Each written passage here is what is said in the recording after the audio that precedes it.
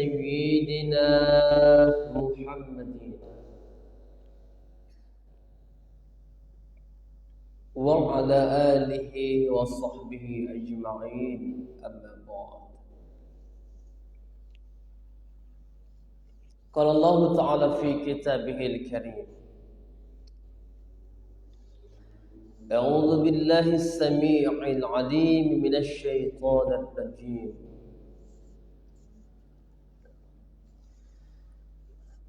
يا أيها الذين آمنوا اتقوا الله حق تقاته ولا تموتن إلا وأنتم مسلمون.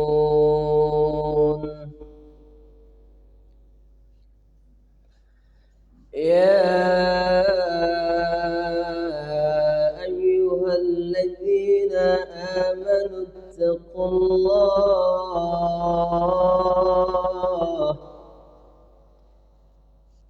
وقولوا قولا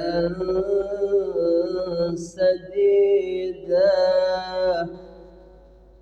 يصلح لكم أعمالكم ويغفر لكم ذنوبكم ومن يطع الله ورسوله فقد فاز فوزا عظيما. قال رسول الله صلى الله عليه وسلم: من يريد الله به خيرا يفقهه في الدين. صدق الله العظيم وصدق الله ورسوله والحمد لله رب العالمين. Kaum muslimin, orang-orang tua kami, para pemuda Islam yang insyaallah dimuliakan Allah Subhanahu wa taala. Alhamdulillah, kita bersyukur kepada Allah Jalla Jalaluh yang masih menitipkan ruh kepada kita, yang hingga detik ini masih mengalirkan darah dengan sempurna dalam jasad kita. Maka tidak pantas rasanya di saat kita mengaku beriman kepada Allah Tabaraka wa Ta'ala, kita mengaku bersyukur kepada Allah Tabaraka wa Ta'ala, namun di sisi yang sama kita masih terus nikmat bermaksiat kepada Allah Subhanahu wa taala. Di sisi yang lain kita masih nikmat melalaikan perintah Allah Subhanahu wa taala. Maka itu tentu bukan makom kita. Itu adalah makom mereka orang-orang munafik. Lisan mereka mengatakan beriman, tapi kalbu mereka bertolak belakang. Lisan mereka mengatakan beriman, tapi di sisi yang sama mereka adalah orang yang paling mendustakan, bahkan sangat benci kepada syariat yang Allah turunkan. Na'udzubillah, summa na'udzubillah. Kita bersalawat kepada Rasulullah sallallahu alaihi wasallam, salatu wassalam. Bapak dan Ibu, para pemuda Islam, jangan pernah bosan lisan kita ini basah dengan salawat. Sungguh demi Allah, tidak ada yang bisa menyambungkan kita kepada Allah Tabaraka wa Ta'ala. Mungkin kita merasa ibadah kita sudah hebat. Mungkin kita merasa yang kita lakukan sudah sempurna. Tapi jangan kita pernah lupa, Rasulullah SAW pernah bersabda, "Sallu kama ra'aitumuni usalli." Salatlah kalian sebagaimana melihat aku salat, kata Rasulullah SAW. sebenarnya Rasulullah SAW hendak mengatakan, yang kalian lihat itu bukan hanya sholat, tapi seluruh aspek dari Rasulullah SAW mesti kita lihat. Bukankah sunnah Rasulullah SAW itu banyak sekali? Dan inilah yang perlu kita tadabburi pada hari ini. Sebelum kita lanjut kepada sirah, tapi saya ingin menyampaikan satu ayat ini dan juga rentetan ayatnya kepada kita. Dan berharap tujuannya adalah agar kita mengerti bahwasanya jika keadaan bangsa saat ini seperti ini, jangan kita malah melecehkan ulama kita. Jangan kita merendahkan mereka, jangan kita menghinakan mereka, jangan kita menuduh mereka bersalah. Karena sesungguhnya tak ada satupun yang terjadi pada mereka para ulama itu, melainkan sudah pernah terjadi kepada para ulama sebelum mereka. Apa kata Allah? A'udzu billahi as-sami'il 'alim minasyaitonir rajim. Innamal mu'minuna alladzina amanu billahi wa rasulih summa lam yartabu wajahadu bi amwalihim wa anfusihim fi sabilillah ulaika humus shadiqun. Kata Allah, ini dalam surah Al-Hujurat, surah yang ke-49 ayat yang ke-15. Kalau Syekh Wahba Az-Zuhaili, kita baca tafsirnya Al-Munir itu, kita baca juga miliknya Al-Imam Al-Qurtubi, mereka dan juga Al-Imam Ibnu Katsir, mereka mengambil ayat yang lain untuk menyempurnakan ayat ini, yakni dalam surah Al-Baqarah ayat yang ke-214. Kata Allah, am hasibtum an tadkhulul jannah walamma ya'tikum masalul ladina khalau min qablikum massathumul ba'sa wad dharra wa hinal ba's wad dharra wa zulzilu hatta yaqula ar-rasul wal ladina amanu ma'ahu mata nasrullah ala inna nasrallahi qarib. Al-Baqarah 214. Mereka juga tafsirkan ayat ini dengan surah Al-Ankabut, surah yang ke-29, ayat yang kedua sampai ketiga. Apa kata Allah? Hasiban nasu ayyusraku ayyakulu amanna wa hum la yuftanun. Lalu kata Allah, walaqad fatanna alladhina min qablihim fala ya'lamanallahu alladhina shadaqu wala ya'lamannal kadzibin. Sesungguhnya kata Allah, ini kita terjemahkan dulu. Innamal mu'minuna alladzina amanu billahi wa rasulih. Sesungguhnya orang-orang yang mereka mengatakan beriman kepada Allah dan Rasulnya. Ciri-ciri mereka. Ciri-ciri mereka. Tsumma lam yartabu. Mereka tidak pernah ragu. Dalam hal apa? Mereka tidak akan pernah ragu untuk Allah. Yakni mereka akan siap berjuang. Wajahadu bi amwalihim. Mereka akan berjuang dengan harta mereka. Bukan hanya dengan harta. Bahkan kata Allah, wa anfusihim. Dengan jiwa mereka. Artinya hamba-hamba Allah, kaum muslimin, 3 surah ini dan 4 ayat ini, surah Al-Hujurat, ya, surah ke-49 ayat yang ke-15, surah Al-Baqarah, surah kedua ayat 214, surah Al-Ankabut, surah ke-29 ayat 2 sampai 3. Ini adalah kalau kita mau tahu siapa orang beriman, maka ini surahnya. Jadi kalau mereka kemarin tuh ada beberapa ulama kita yang disangkakan kepada mereka teroris, ya mungkin kita pernah buka sirah mereka, Mereka ini adalah orang-orang yang paling mencintai bangsa ini. Ya, ada kemarin tuh Ustadz Wufo, Ustadz Farid Okbah, Ketua MIUMI, Majelis Intelektual Muda Islam Indonesia. Dia juga Ketua Parmusi, Persatuan Masyarakat Islam Indonesia. Beliau juga mendatangi Presiden. Beliau hanya wasiatkan 5. Wahai Pak Presiden, dirikan salat dan tegakkan keadilan. Kita bingung sebenarnya bagaimana mereka ini bisa dilabelin teroris. Padahal yang sudah jelas-jelas ada di Papua sana memperkosa, sudah, membunuh, sudah, menyembelih, sudah, menghancurkan polsek, sudah. Kok nggak dibilang-bilang itu teroris dan kok nggak datang-datang ke sana Densus? Ada apa? Ada ulama kita yang mereka berdakwah dengan santun, berdakwah dengan cinta, berdakwah dengan otak mereka, tiba-tiba dilabelin begitu.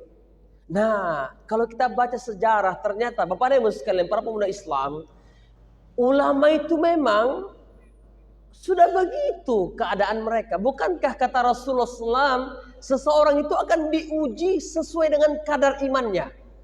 Jadi kalau mereka yang mengatakan, itulah ciri ulama yang liberal, ciri ulama yang sekuler, yang radikal, yang pemberontak. Bukan. Sebenarnya bukan mereka yang berontak.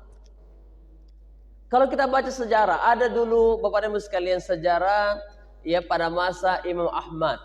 Imam Ahmad ini kan beliau sempat hidup pada masa Imam Malik, sempat hidup pada masa Imam Syafi'i rahimahullahu taala, dan juga beliau. Dulu pada masa mereka itu pernah ada beberapa khalifah, mulai dari Khalifah Al-Ma'mun turun kepada Al-Wasik, ya turun kepada anaknya itu. Mereka ini pernah mendukung bahwasanya Al-Quran itu bukan kalamullah, tapi makhluk. Ya, jadi pada masa mereka itu pernah beredar bahwasanya Al-Quran itu bukanlah kalamullah. Kita kan mengimani Al-Quran itu adalah kalamullah. Ya, tapi mereka mengatakan ada namanya Ahmad bin Duat, ya nama ulama waktu itu juga. Tapi dia ini yang memprakarsai bahwasanya Al-Quran itu bukan kalam, tapi makhluk. Namanya Ahmad bin Duat. Ahmad bin Duat ini kebetulan adalah penasehat utama istana khalifah waktu itu, ya Al-Mu'tasim. Lalu Bapak-Bapak sekalian, ketika dia mengatakan Al-Quran itu adalah makhluk, maka ini pun khalifah mendukung itu. Makanya ketika masa anak mereka Al-Wasik namanya, ada seorang ulama bernama Al-Khuzai. Dia inilah ketika Imam Ahmad ini pernah dia itu selama 5 tahun itu nggak boleh ceramah. Imam Ahmad ini, Imam Ahmad bin Hambal itu pernah nggak boleh ceramah selama 5 tahun. Gara-gara apa? Dia sangat kokoh mendukung bahwasanya Al-Quran itu kalamullah. Jadi dia ini sudah ditahan hampir 30 bulan. Di penjara itu dia dicambuk, dipukulin, sampai-sampai badannya ini meninggalkan bekas cambukan, sampai-sampai celananya lepas karena dicambuk itu. Maka orang-orang waktu itu yang jadi khalifah tidak menginginkan dia ceramah. Maka dia pun dikurung.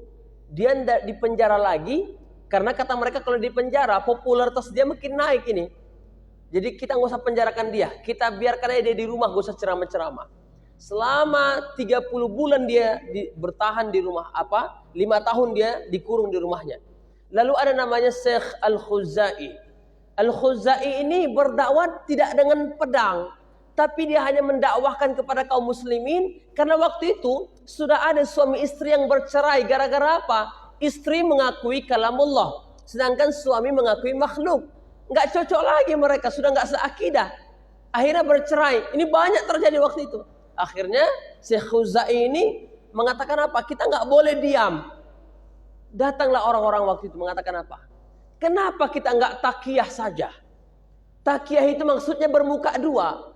Takiyah itu di mulut kita mengatakan, oh iya, nggak apa-apalah, itu makhluk. Tapi di hati mereka mengatakan, kita beriman itu kalamullah. Lalu mereka bertanya kepada Imam Ahmad, wahai Imam, Mengapa engkau nggak takiyah saja? Biarin aja mereka ini kan lagi berpuasa. Bilang aja Al-Quran itu makhluk. Itu kan lisanmu saja. Kan Allah Maha mengetahui isi hatimu. Apa kata Imam Ahmad? Kalian jangan keliru. Kita ini hidup di negara Islam, di Baghdad. Kita boleh bertakiyah ketika kita hidup di minoritas. Islam tak punya kekuatan.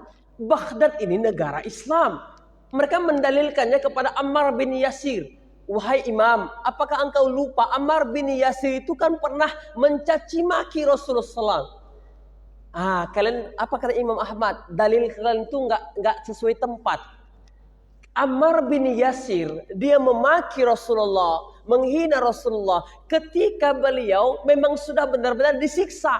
Kalian ini belum disiksa, belum diapa-apain, kok sudah memaki-maki Al-Quran. Nah, jadi kata Imam Ahmad, saya ini tidak boleh begitu. Jadi Bapak dan Ibu sekalian, kalau kita tarik ke tempat kita sekarang ini, negara kita Republik Indonesia ini, Islamnya berapa persen? Berapa persen, Pak? Berapa? 83%. Pantaskah kita umat Islam membiarkan kezaliman terus merajalela? Gitu dia. Ada para ulama kita, mereka tak sanggup lihat itu. Makanya mereka sampaikan kebenaran. Nah, Bapak dan Ibu sekalian, kalau sekarang mereka itu sedang dibegitukan, maka jangan pernah katakan mereka yang salah. Tapi sesungguhnya ada satu hal yang tengah kita mesti menyelamatkan ini dengan cara apa? Kita sekarang ini berdoa, berikhtiar. Dengan cara apa? Mungkin itulah akibat kita ini, Bapak dan Ibu sekalian, nikmat dengan perpecahan.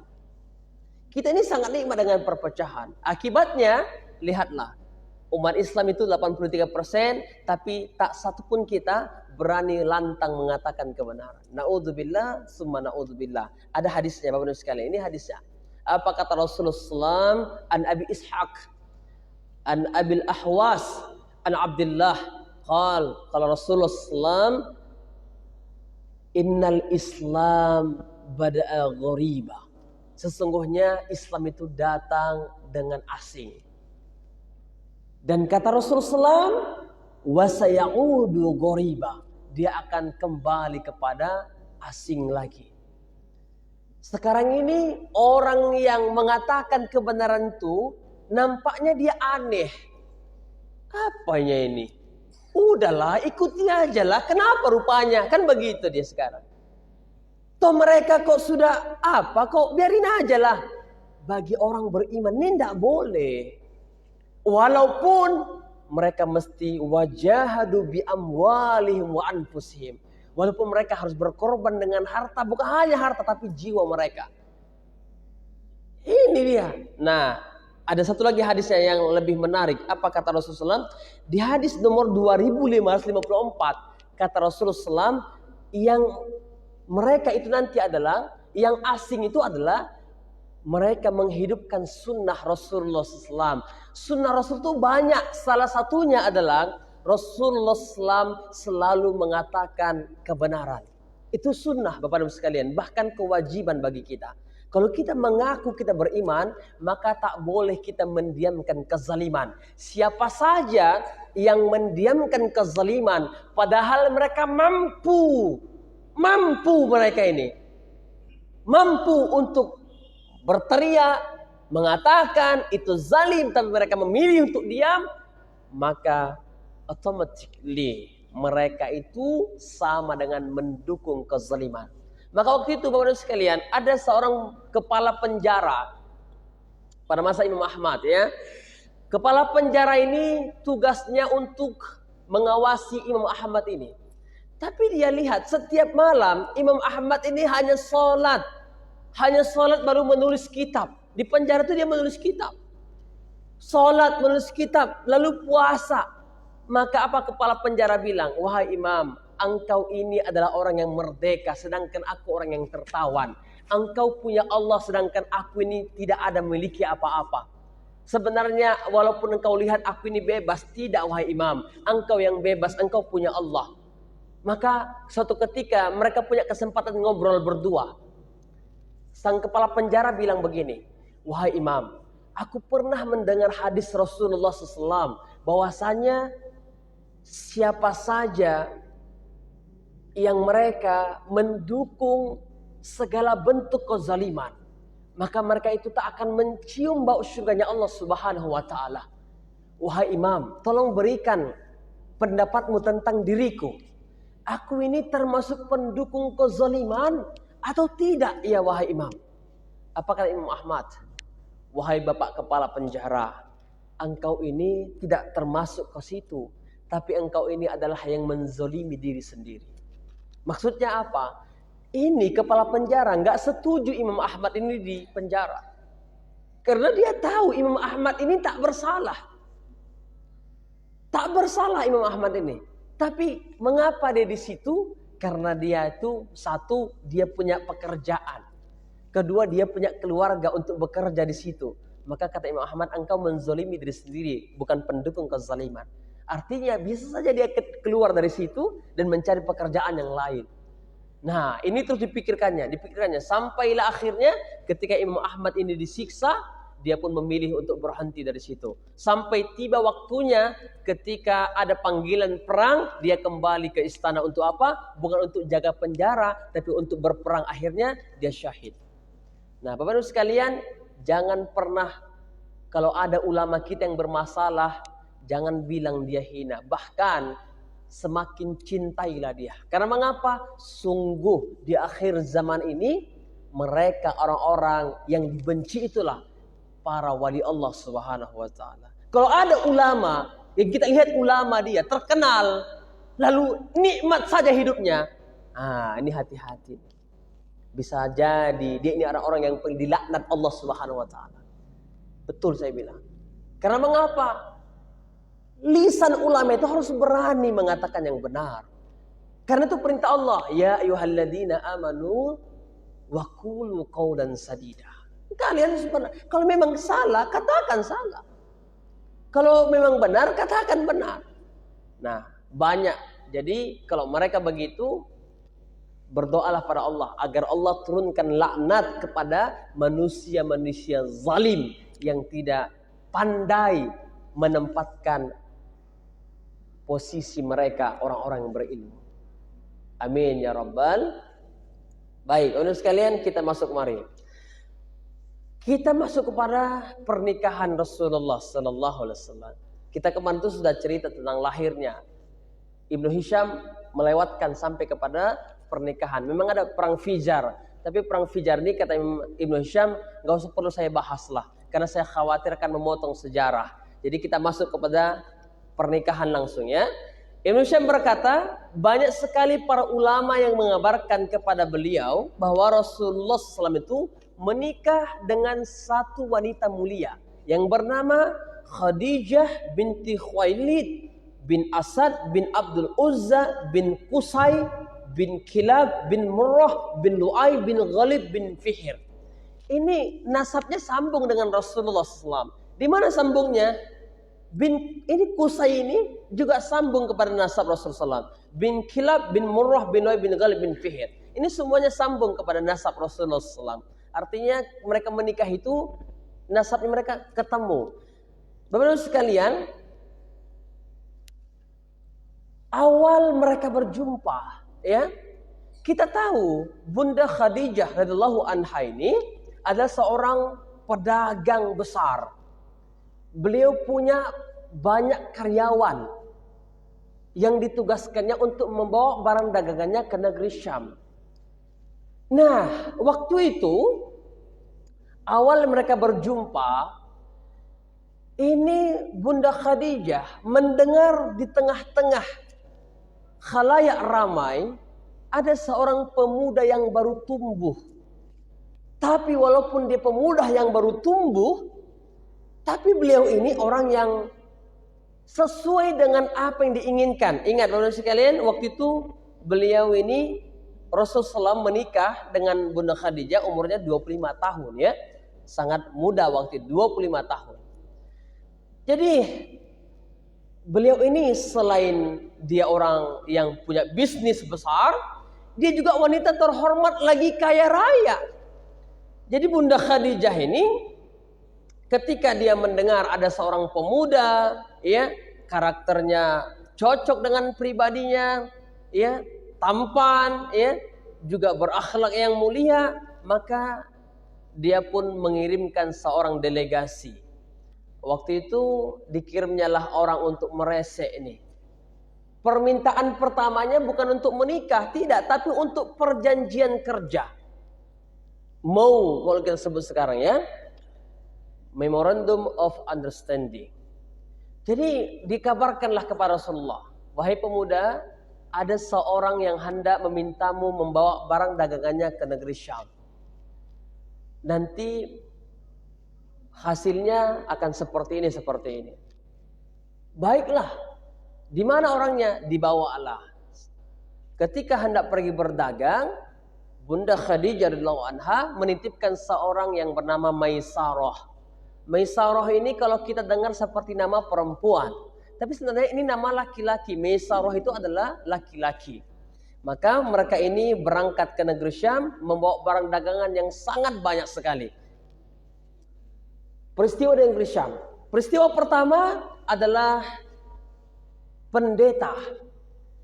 Pendeta ini di negeri Syam itu, kata dia, ada sebuah pohon yang biasanya kalau dia manusia biasa, dia tak akan mau berhenti di pohon itu. Tapi tiba-tiba entah mengapa hari itu, ini yang namanya waktu itu Muhammad sallallahu alaihi wasallam berteduh di pohon itu. Pendeta ini tengah melihat-lihat ke arah pohon itu, karena dia sudah membaca banyak kitab-kitab mereka sebelumnya, akan datang satu orang nabi dan seluruh nabi itu akan berhenti di situ. Jadi dia disebut dengan pohon kenabian. Gak lama kemudian ini pendeta ini tertuju matanya ke pohon itu dan dia lihat ada seorang pemuda di situ. Maka dia pun terkejut. Aduh, apakah ini nabi yang sudah diisyaratkan itu? Nah, makanya pendeta ini pun menjumpai orang-orang sekitar itu lalu bertanya, jumpalah sama Maisarah tadi. Siapa pemuda itu? Maka Maisarah bilang, beliau ini adalah seorang laki-laki Quraisy, warga tanah haram. Pendeta ini langsung bilang apa? Dia itu seorang nabi. Ah, Maisarah terkejut. Ada-ada aja. Betul, dia itu seorang nabi. Tak akan pernah berhenti di pohon ini kecuali dia seorang nabi. Maka dia ini adalah nabi. Maisarah ini pun terkejut begitu, langsung dia diam. Tapi nggak dia ambil pusing. Karena ini mau sampai ke Syam, mau berdagang. Tiba-tiba ketika di perjalanan juga, baik pergi maupun pulang dari negeri Syam, ini apa? Nabi, ini Rasulullah SAW tak pernah kena panasnya matahari. Padahal waktu itu sangat terik. Sangat terik luar biasa. Setiap matahari bersinar, malaikat menaungi, dua malaikat menaungi Rasulullah SAW. Dan ini Maisarah nampak malaikat itu. Jadi kemana berjalan, ini malaikat ikut. Nah, maka Maisarah pun semakin yakin. Selain pohon, ada juga malaikat. Maka dia pun diam saja. Sampailah di Syam, mereka berdagang. Jualan. Jadi orang sekalian, memang kita ini, umat Islam ini telah lari daripada sunnah kita. Di antara sunnah itu memang kita harusnya berdagang dan juga punya ternak. Seluruh nabi itu, Bapak Ibu sekalian, punya ternak, kambing. Jadi kita ini harusnya umat Islam ini, kalau mau sukses itu, kita harus punya ternak. Punya kambing, punya lembu. Lalu kita punya usaha dagang, perdagangan. Tapi sekarang anak-anak muda kita ini, mereka ini malu berdagang. Padahal perdagangan itu adalah sunnah. Dan kita mesti merebut itu. Mengapa Cina itu bisa berhasil menguasai dunia? Sekarang Bapak Ibu sekalian, penguasa dunia itu Cina. Akibat apa? Ekonomi mereka semakin tumbuh pesat. Di saat ekonomi mereka tumbuh pesat, kita utang yang tumbuh pesat. Itu bedanya kita. Memang kerjasama sama Cina. Cina ekonomi tumbuh pesat, kita utang tumbuh pesat. Coba, itu akibat apa? Ini kebodohan berpikir. Kita hanya pandai ngutang. Nggak pandai kita nutupi. Akhirnya kita ini sekarang gigit jari. Anak-anak muda kita ini Bapak Ibu sekalian harus beralih kepada dunia perdagangan. Tapi itulah susah kita. Semua lapak-lapak sekarang di Sambu, lapak di Sukarame, lapak di mana lagi Pak? Betisa, lapak di mana-mana itu lagi. Itu sewa-sewanya udah mahal. Sewa mahal. Jadi kita umat Islam ini sekarang akhirnya apa? Jadi kurir, jadi pekerja saja. Akhirnya gaji kita berapa? Gaji anak-anak muda kita sekarang berapa? Paling besar 2,5 juta. Itulah gaji anak muda sekarang. Bagaimana mereka bisa hidup? Coba mereka punya usaha, mereka bisa punya gaji. Saya pernah tanya itu, orang-orang yang punya usaha itu, gaji mereka itu per hari bisa sampai per hari itu 1 juta, 2 juta per hari. Gajinya, berarti kalau sebulan gaji mereka sudah puluhan juta. Kita mesti punya usaha tapi malu. Anak-anak muda ini malu dia. Dia lebih nyaman merasa dia itu apa? Jadi pekerja padahal tidak ada gajinya. Akibat apa Pak? Ini kesalahan dari itu semua dari pusat. Makanya doakanlah saya Pak jadi presiden. Betul saya bilang. Kalau saya jadi presiden Pak, seluruh rakyat ini tak ada yang menyewa lagi Pak. Bayangin tuh. Seluruh rakyat Indonesia ini tak ada yang menyewa rumah. Sekarang rakyat ini banyak yang menyewa nggak Pak? Banyak lah, termasuk saya menyewa. Kalau saya jadi presiden, tak satu pun masyarakat yang menyewa rumahnya. Bahkan kalau saya presiden Pak, tak ada satupun masyarakat Indonesia ini yang tak ada gajinya. Seluruh mereka saya jamin gajinya 4 juta sebulan. Seluruh rakyat ini. Tapi yang sudah dewasa, yang sudah berkeluarga itu wajib punya gaji 4 juta sebulan. Bisa nggak republik kita ini menghadirkan itu? Bisa. Tapi itulah. Kapan saya jadi presiden Pak? Mimpi kata orang gitu ya.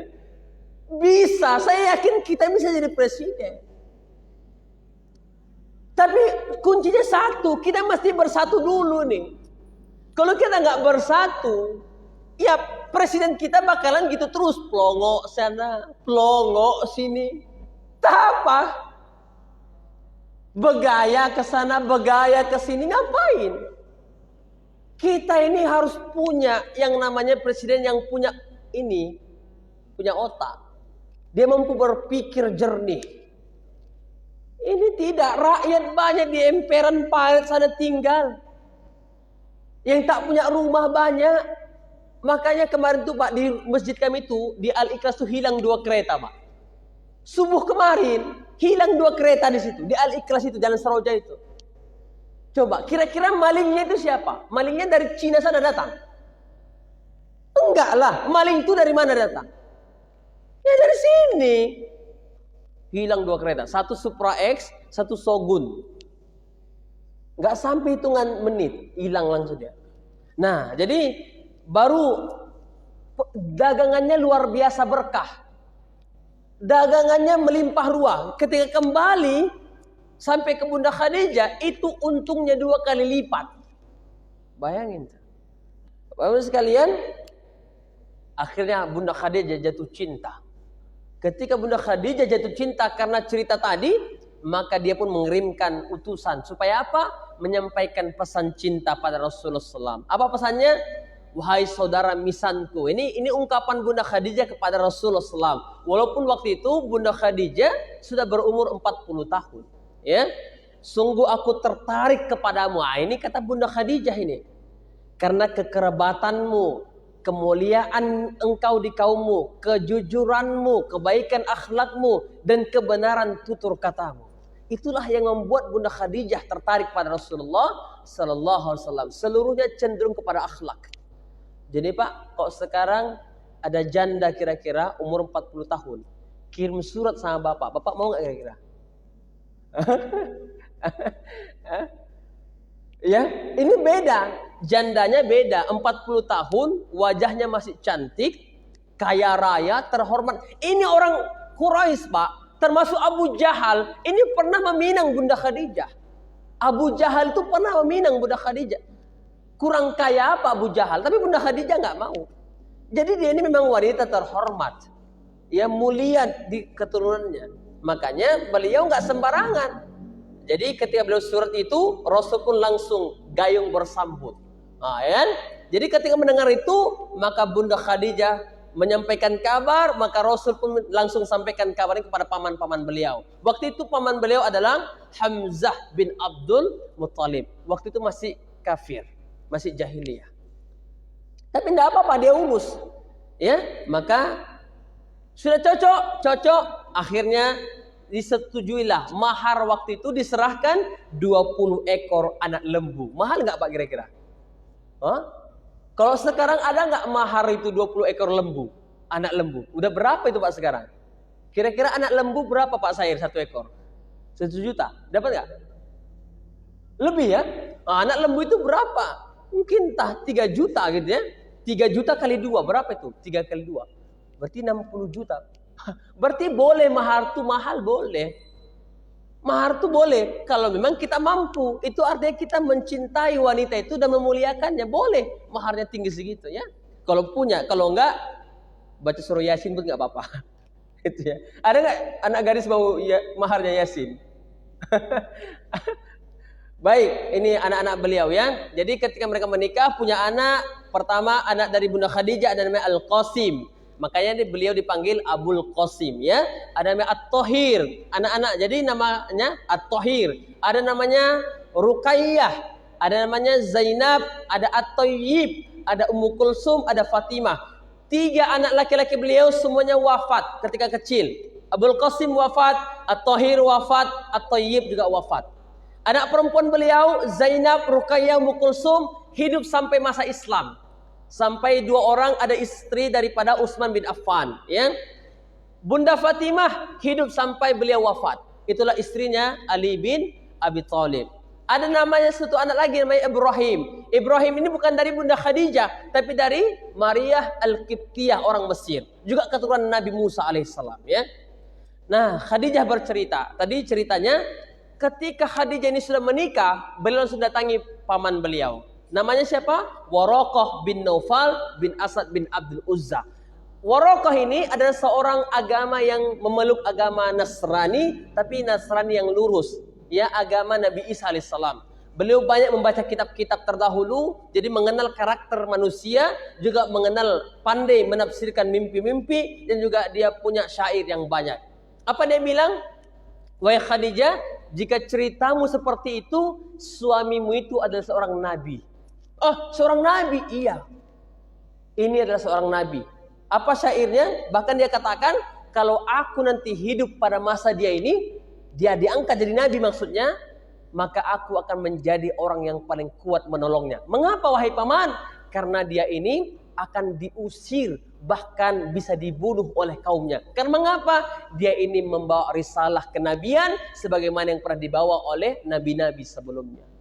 Oh begitu. Bapak dan Ibu sekalian, itulah dia sejarah pernikahan Rasulullah Sallallahu Alaihi Wasallam dengan Bunda Khadijah. Apa yang bisa kita ambil, Bapak dan Ibu sekalian? Pertama, mereka ini menikah, ya, itu dikarenakan akhlak. Kita pun begitu. Kalau kita pengen punya menantu, jangan cek dulu hartanya berapa, tapi ceklah bagaimana keadaan agamanya. Kalau agamanya baik, maka insya Allah walaupun anak kita tak kaya, paling tidak anak kita tak makan hati dibuatnya. Tapi juga anak kita mesti diatur juga agamanya. Ketika agama istri baik, agama suami baik, maka ini keluarga sakinah, mawaddah, warahmah. Tapi ketika berbalik dia, satu berat, satu tidak, maka ini juga berbahaya. Mudah-mudahan keluarga kita Allah anugerahi keadaannya sebagaimana Allah anugerahi keadaan keluarga Rasulullah SAW bersama Khadijah dan juga keturunan-keturunan insyaallah. Demikian saja. Subhanakallahumma bihamdika asyhadu an la ilaha illa anta astaghfiruka wa atubu ilaik. Baik, kita doa Bapak Ibu sekalian ya. Astagfirullah. Bismillahirrahmanirrahim. Alhamdulillahi rabbil alamin. الصلاة والسلام على أشرف الأنبياء والمرسلين وعلى آله وأصحابه أجمعين اللهم اغفر لنا ذنوبنا ولوالدينا وارحمهما كما ربيانا صغيرا، ولجميع المسلمين والمسلمات الأحياء منهم والأموات برحمتك يا أرحم الراحمين. ربنا ظلمنا أنفسنا وإن لم تغفر لنا وترحمنا لنكونن من الخاسرين. ربنا هب لنا من أزواجنا وذرياتنا قرة أعين واجعلنا للمتقين إماما. ربنا آتنا في الدنيا حسنة وفي الآخرة حسنة وقنا عذاب النار. وصلى الله على نبينا وسيدنا وحبيبنا محمد وعلى آله وصحبه أجمعين. سبحان ربك رب العزة عما يصفون والسلام على المرسلين والحمد لله رب العالمين. تقبل الله منكم.